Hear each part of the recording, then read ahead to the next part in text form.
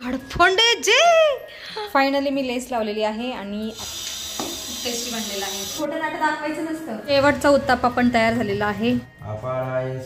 सांबारचा वास पण खूप छान येत आहे.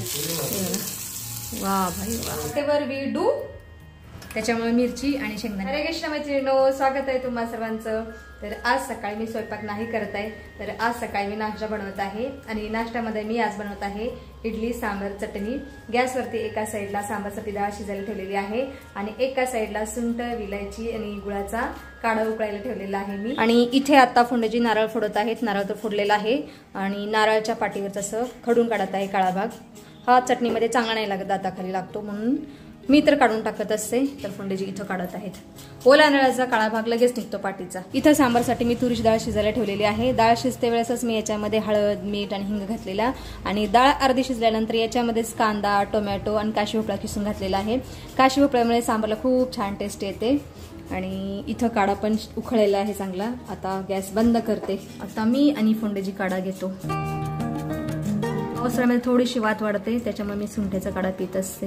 हे काय फोंडेजींना सुद्धा सुंठ्याचा चहा काढा खूप आवडतो. हल्ली खूप चहा व्हायला लागले.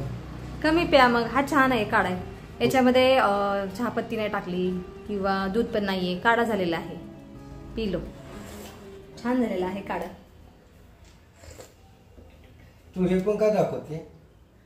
दाखवायचा असतो. Whatever we do we have to show our YouTube family member. Not all things. काय म्हणतात त्याला? माझे चिरंजीव आता सध्या झोपलेले आहेत, ते मी तुम्हाला दाखवणार नाही. काय करायचं, ते लवकर उठत नाही. दादूला सुट्टी आहे, त्याच्यामुळे तो झोपलेला आहे निवांत आणि मला तर दुपारी जायचंय कॉलेजला. त्यामुळे दोघेही मस्त झोपलेले आहेत आणि घरामध्ये वायफाय आहे. काय मग रात्रभर जागत बसतात सुट्टीच्या दिवशी. 8 वाजले ना, पण आता उठायला पाहिजे ना. उठले नाही, आता उठावं लागेल दोघांना. आत्ता फोंडेजी देवपूजा करत आहेत, मंदिराची साफसफाई करत आहेत आणि हांजी हा लबाड बच्चा दात घासतोय. आत्ता उठलेला आहे गधडा. आणि मी पण इथं चटणी बनवण्याची तयारी करत आहे. ओला नारळ बारीक चिरून ठेवलेला आहे आणि 4-5 चवीनुसार हिरव्या मिरच्या पण घेतलेल्या आहेत. आता चटणी बनवते अगोदर, मग इडली बनवू का उत्तापा, डोसा बनवू? मला उत्तापाच पाहिजे. फिर से उत्तापा? डोसा. अरे इडल्या खावा, चांगलं असतं. माझे पाय दुखत, तू बनवून बाळा. मी बनवतो. ठीक आहे, तू बनव बाबा. आता मी ओल्या नारळाची चटणी बनवत आहे. एका ताईंची कमेंट होती की तुम्ही ओल्या नारळाची चटणी कशी बनवता ते दाखवा, तर मी दाखवते. काळा पाटीचा भाग काढून टाकलेला आहे ओल्या नारळाचा आणि आता ही बारीक वाटून घ्यायची आहे. चवीनुसार मिरच्या घालायच्या आहेत. मी खूप साध्या पद्धतीने नारळाची चटणी बनवते. सांबार सुद्धा खूप साध्या पद्धतीने बनवते आणि मी एक सिक्रेट इन्ग्रेडियंट घालते, तो म्हणजे साखर किंवा खडी साखर. मी खडी साखर घालत आहे. आता छान नारळ बारीक वाटून घ्यायचा आहे. पाणी घालते याच्यामध्ये.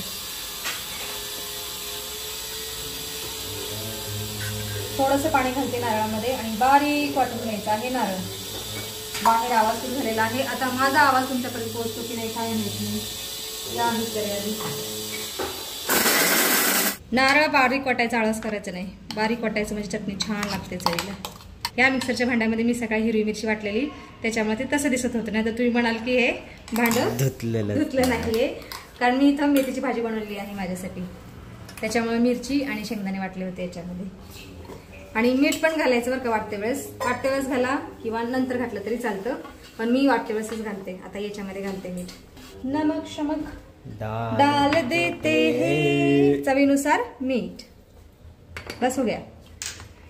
चलो भाई, पाणी. चलो, हे पण खोबरं वाटलं गेलेलं आहे. थोडंसं पाणी घालायचं, जास्त पण पातळ नाही, चांगली लागत चटणी. सरबरीत चटणी चांगली लागते है ना बाळा.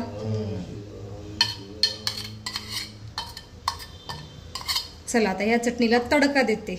गॅसवरती तडका पॅन ठेवलेला आहे. तडका पॅनमध्ये थोडंसं तेल घातलेलं आहे आणि तेलामध्ये आता थोडीशी जास्त मोहरी घालायची, छान लागते चवीला. त्याच्यानंतर जिरा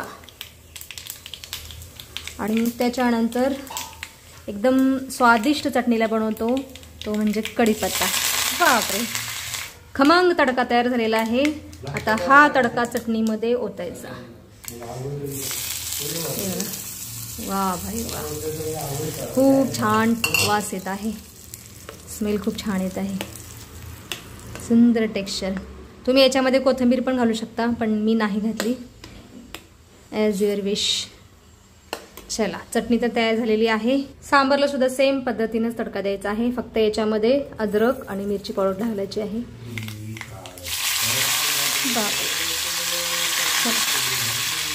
आता घालायचा आहे बारीक किसलेला अद्रक. मी अद्रक बारीक किसलेला आहे, माझ्याकडे बारकी किसणी आहे एकदम छोटी, तर त्याच्यामध्ये ना छान बारीक किसलं जातं अद्रक, नाहीतर वाटायला अवघड होतं एवढंच अद्रक. मी सांबर खूप साध्या पद्धतीने बनवत आहे. आता जरा थोडंसं अद्रक फ्राय करायचं आहे तेलामध्ये. इकडे डाळ पण चांगली शिजलेली आहे. अद्रक चांगलं फ्राय झाल्यानंतर आता ह्या स्टेजला गॅस बंद करायचा आहे आणि तेल तसंच गरम राहतं. तेवढ्या वेळात त्याच्यामध्ये मिरची पावडर किंवा तुमचा रेग्युलर मसाला घालायचा आहे. मी रेग्युलर वापरते तोच मसाला घालत आहे, सोलापुरी मसाला. मी याच्या अगोदर मिरची पावडर, धना पावडर आणि थोडासा गरम मसाला वापरायची, पण आईने दिल्यापासून मी आता प्रत्येक भाज्यामध्ये, सांबारमध्ये मी हे सोलापुरी मसालाच वापरते. चांगला मिक्स करायचा आहे, कारण तेल आणखीन गरमच आहे. डाळ शिजते वेळेस डाळीमध्ये मी हिंग, हळद, मीठ, काशी भोपळा, कांदा, टोमॅटो घातलेला आहे. त्याच्यामुळं मी अशा पद्धतीने सांबार बनवत आहे. चला, हे सगळं धुवून टाकते पुन्हा एकदा. एकदम सोप्या पद्धतीनं सांबार बनतं आणि ते खूप टेस्टी स्वादिष्ट सांबार बनतं. याच्यामध्ये मी चिंचेचा कोळ नाही घातला, कारण जास्त आंबट होतं ना. 2 टोमॅटो घातलेले आहेत आंबूसपणासाठी. सांबारचा वास पण खूप छान येत आहे. हे बघा किती छान सुंदर दिसत आहे, खायलाही तेवढंच टेस्टी असतं. एकदम साध्या सोप्या पद्धतीने बनवलं आहे सांबार. मी हे सांबारमध्ये मीठ थोडंसं कमी आहे. कुठल्याही भाजीत बघा मीठ कमी असेल ना, थोडासा फेस येतो असं वरती, थोडंसं मीठ घालते वरून. आपलं जी नैवेद्य द्या देवांना.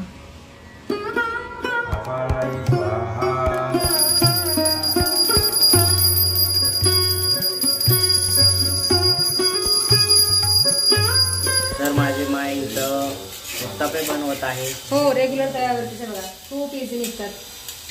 चिरंजीवांची डिमांड होती उत्तापेच बनवू, इथे नको, म्हणलं ठीक आहे. आणि इथं 3-4 उत्तापे पण मी बनवलेले आहेत. आज शेंगदाणे चटणी नाही बनवली उत्ताप्यावर सोडण्यासाठी, पण कांदा आहे. इथं बारीक कांदा चिरून ठेवलेला आहे. कांद्यामध्ये मिरची पावडर, मीठ आणि कोथिंबीर घातलेली आहे. खूप छान बनतात रेग्युलर तव्यावर पण उत्तापे. माहिती तर उत्तापे तयार होत आहेत, पण खाणारे अजून बसले नाहीत खायला. मी बसतोय, मला जायचंय कॉलेजला. पुत्र, याच्यावरती आता सोडायचं आहे कांदा सोडायचा. आता मस्त मस्त कांदा सोडल्यानंतर थोडस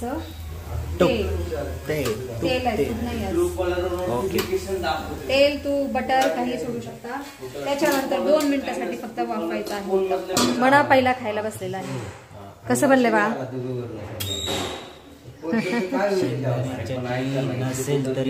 हा, म्हणा म्हणतोय शेंगदाण्याची चटणी नसली तरी छान लागत आहे. उत्तापे, चटणी, सांबर. माझ्या पण तोंडाला पाणी सुटले रे. असं का खातो? डिप करून का नाही खाताय? या दोघांचं काय चाललंय बडबड काय माहित. गरम आहे म्हणून असं खात आहे. ठीक आहे, खालो. शेवटचा उत्तापा पण तयार झालेला आहे आणि हा थोडासा जाड झालेला आहे आणि खरपूस भाजला गेलेला आहे. हे बघा, खूप सुंदर दिसत आहे. चलो, खूप उशीर झालेला आहे मला आज सगळे उत्तापे बनवेपर्यंत. जवळजवळ 11:15 झालेले आहेत आणि मी आता खायला बसत आहे. कोंडेजी आणि मनाचं खाऊन झालेलं आहे, फक्त दादू राहिलेला आहे. दादूची मी आता वाट नाही बघत, मी आता खाऊन घेते. उत्तापे आणि डोसे बनवायला खूप वेळ लागतो बघा. इडल्यांचं बरं पडतं, पटकन स्टीम होतात भरपूर क्वांटिटीवरती. उत्तापा डोस्यांचं कंटाळ येतो मला, अक्षरशः पाय दुखतायत आता. चला, आता खाऊन घेते मी. आणि जेवणामध्ये मी माझ्यासाठी बनवायला आहे पुदिना राईस. ते बघा खूप टेस्टी बनलेला आहे. बनवून बराच वेळ झाला, पण आता खात आहे. त्या आणि करू जय श्रीकृष्ण. मला भात खूप आवडतो, त्याच्यामुळे भात माझ्यासाठी खास बनवत असते. काल सुद्धा मी बनवलेला आणि आज पण खूप छान झालं, टेस्टी. गाणे ऐकत ऐकत झाडू मारत आहे दादू. आता का ओरडतो तू? हे बघा, दादू मला ओरडतं मी गाणं का बंद केलं म्हणून. कॉपीराइट लागेल म्हणून मी गाणं बंद केलं. बाळा समजा कर, तू समजताही नाही. प्यार से झाडू लगा लो. आणि बाहेरचं वातावरण आज खूप छान आहे. रिमझिम पाऊस पडत आहे सारखा आणि मंद मंद हवा येत आहे. ढग सगळे काळे भोर झालेले आहेत. कुठंच असा निळा पट्टा दिसत नाहीये. रिमझिम पाऊस पडे सारखा. आणि पारिजातच्या झाडाला खूप साऱ्या कळ्या आलेल्या आहेत आणि फुलं तर खूप येतात रोज. आता दुपारचे 1 वाजले आहेत तरी थोडीशी फुलं आहेत झाडावरती अजून. दुपारचे 2 वाजले आहेत. आता माझ्या घरातली सगळी कामं संपलेली आहेत. कपडे सुद्धा मशीनला लावलेले आहेत आणि आता थोडं मी ब्लाऊज शिवते.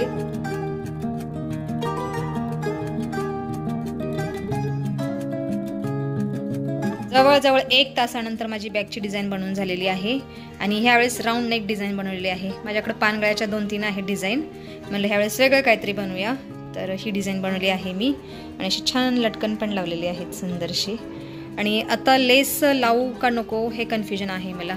बघते लावून, चांगली वाटली तर ठेवते, नाहीतर काढून टाकते. फायनली मी लेस लावलेली आहे आणि आता अशी दिसत आहे बॅगची डिझाईन. आजच्या पुरते तर ब्लाऊज शिवणं झालेला आहे.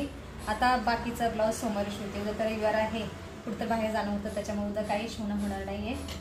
आता सोमवारी शिवते. अख्खा दिवस गेला. अख्खा दिवस म्हणजे 1-1.5 तास तर जातो बॅक साईडला डिझाईन करायचं म्हटलं तर. काहीतरी नसेल डिझाईन करायची ना तर 2 दिवसात मी ब्लाऊज शिवते, सिंपल साधा ब्लाऊज. चलो, हे एक काम झालेलं आहे महत्वपूर्ण माझं. एका ब्लाऊज तर झालेला आहे.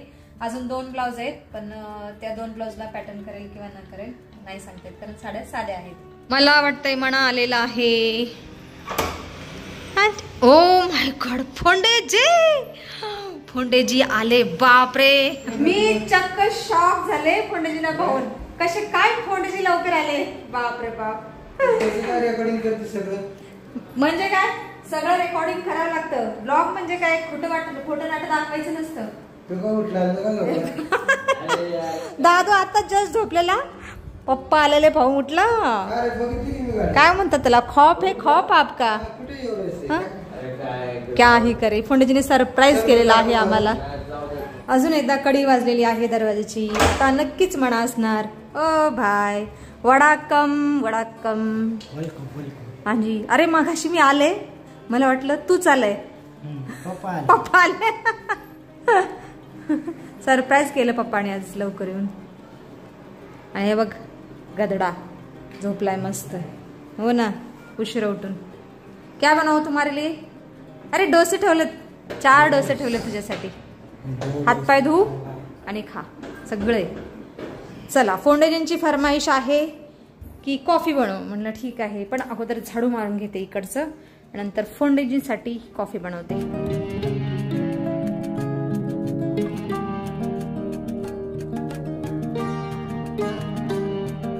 फोंडेजींसाठी इथं मी अद्रक आणि इलायचीयुक्त चहा उकळायला ठेवलेला आहे. कॉफी नाही बनवत आहे, कारण पावसाळी वातावरणात चहा पिण्याचा आनंद वेगळाच आहे, तोही इलायची आणि अद्रकयुक्त. आता याच्यामध्ये खडीसाखर घालते. मी युजली खडीसाखरच वापरते चहा आणि कॉफीमध्ये, पण कधी कधी खडीसाखर संपली की साखर घालते. फोंडेजी, तीच कुंडी